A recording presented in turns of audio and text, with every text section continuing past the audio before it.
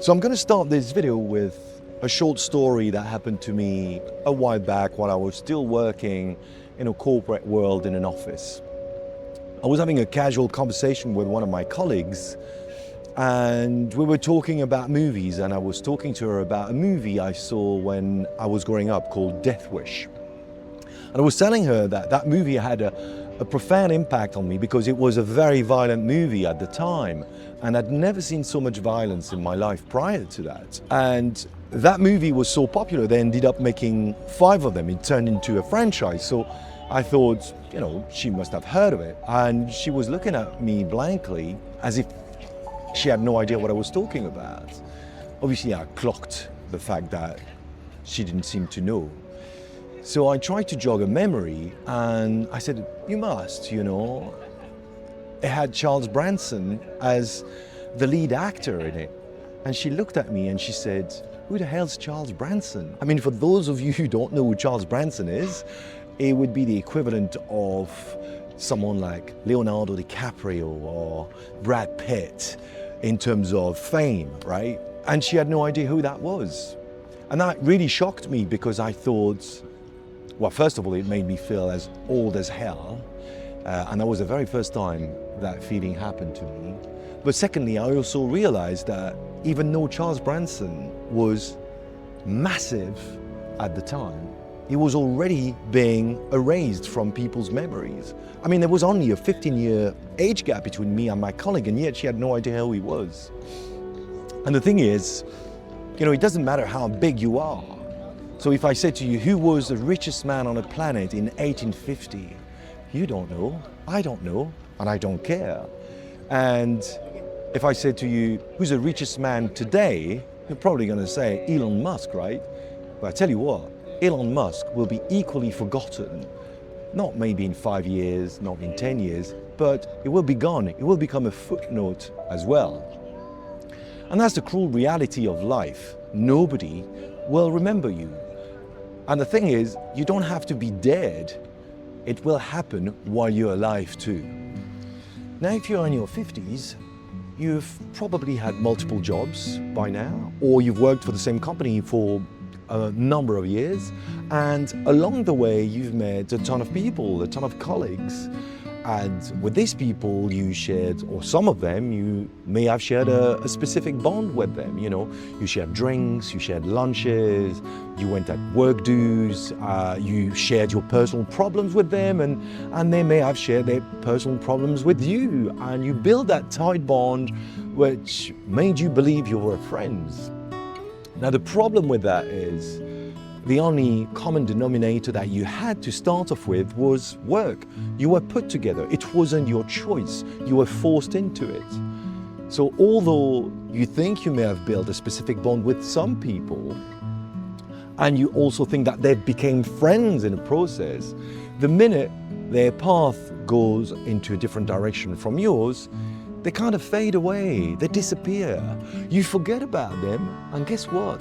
They forget about you too. And that's another reason why people will not remember you, because they've got their own fish to fry, as we say. And that doesn't apply just to the workplace. It's also within your very intimate circle.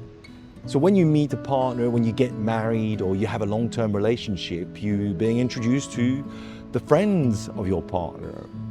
And ultimately, those friends become your friends too, right? Until you separate, which is for most of us what happened, right, along the way. And then you think that these people who you build a specific bond with as well will stick with you somehow, will remain friends. But the common denominator you had with these people was your partner. And the minute you separate, those people go too.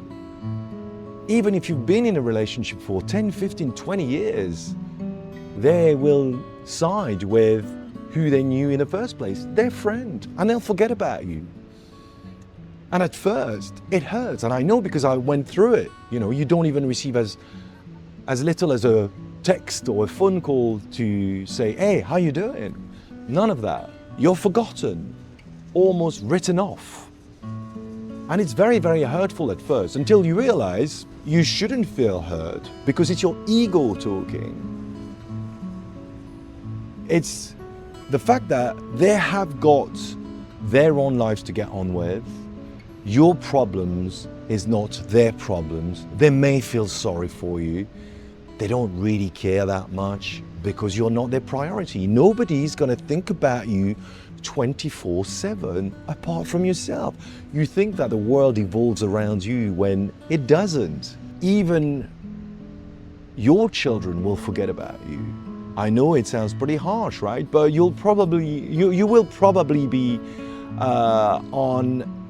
in a photo frame on a mantelpiece at some point, and even that will disappear eventually. We're just little specks of dust. You know, the minute you die, people will resume their activity. The world will keep spinning. People will keep working. And before you know it, you'll be a distant memory. Everything fades away. So if you've watched the video so far, you're probably thinking, Jesus Christ, that's depressing. And I wouldn't blame you. But it's quite the opposite. It should be liberating. If you're in your 50s, you've probably spent the last 30 years worrying about work, worrying about what people thought about you, worrying about pleasing others, and shoehorning yourself into someone you were not. But by now, you've acquired enough experience to understand and realize that none of that matters, or at least 90% of it didn't matter. So why would you continue on that path? It's just like running a race and realizing there's no trophy, there's no finish line, and there's no spectators. So instead of running, it's time to walk at your own pace and rediscover who you are and do things that you've always wanted to do without the fear of being judged. So go out there, enjoy the good wine, enjoy the good food, enjoy the good company, because even though I said most people will forget about you, then it doesn't matter as long as they bring you joy. This is your time. So go out there, have fun, travel, embrace a hobby that you've always wanted to do.